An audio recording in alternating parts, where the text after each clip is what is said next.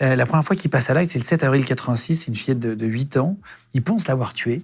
Il part et en fait, la fille survit. C'est fou.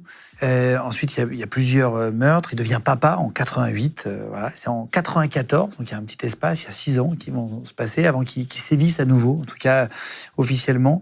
Ils vont découvrir une jeune fille qui s'appelle Ingrid, encore en vie. Pareil, comment elle a eu la chance de rester en vie? Comment ça se fait?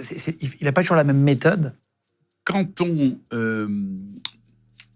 imagine des criminels de ce type, on imagine toujours qu'il y a un mode opératoire extrêmement stéréotypé et avec des mesures des mesures qui font que on va éviter de pouvoir être appréhendé. Or, il peut arriver des impondérables, il peut arriver que surgissent sur la scène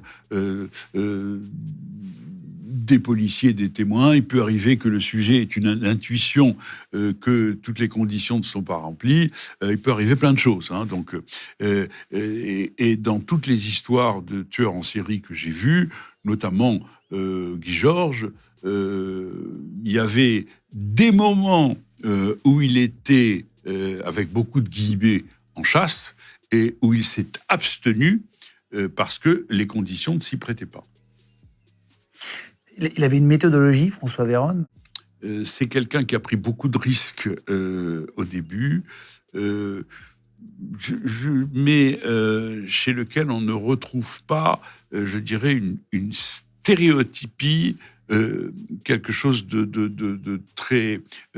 toujours la même chose pour les passages à l'acte successifs. Il a mis, je crois, une couverture sur une victime après l'avoir violée. Pourquoi il faisait ça? Alors, ce que moi, j'ai beaucoup rencontré dans mon expérience, c'est ce que les anglo-saxons appellent l'undoing.